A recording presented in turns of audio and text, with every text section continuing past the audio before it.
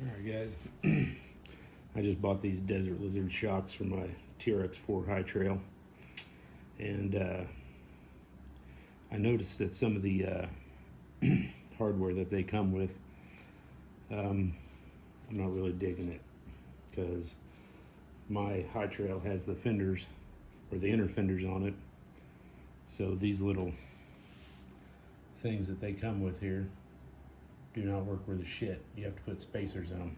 So what I'm doing with mine is I'm taking the aluminum end, which this would normally fit in, it just sits in there like this.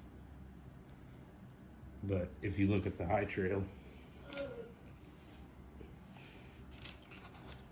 they've got a pretty hefty gap in there, which just allows that to jump around in there. So I kind of come up with a little mod here, thought I'd want to share it with you guys. So what I'm doing is I'm taking a 13/64 drill bit, and I'm just wallering out this end here a little bit with this drill bit. And I'm not getting too carried away. I'm not using a drill, I'm just using pair pliers with the drill bit, because they are aluminum, so it cuts pretty easy through there.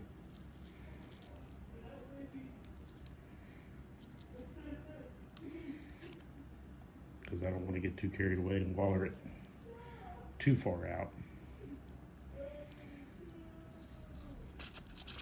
So there we go. And then I'm taking the stock turnbuckles out of the stock shocks. I just took them out of there, and now that I wallered that out, they will fit in there, but you still have the same issue of they don't lock in like they do in the plastic ends. Now this is only on one end of the shock. The other end has got a plastic turnbuckle, so the stock buckles will fit in there. So what I am doing to keep them in there like that is I've got a screw kit that came with some of these little rubber O-rings right here. So if I can get that to focus, a little rubber O-ring right here.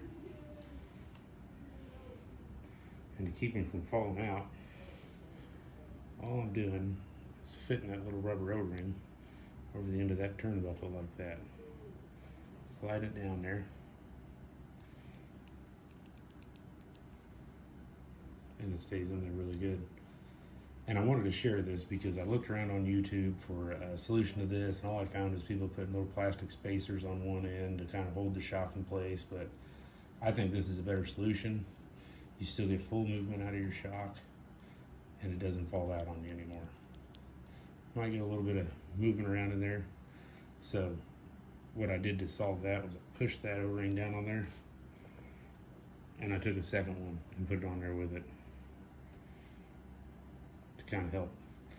See, now you're not getting any movement out of it, except for full articulation, which is what you want with these crawlers.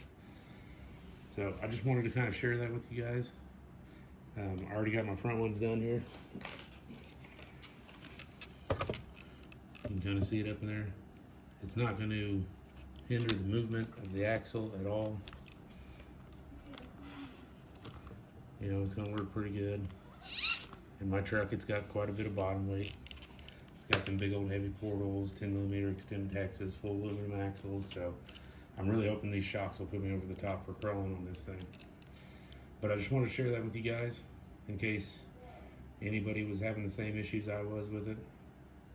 So thanks, and like and subscribe.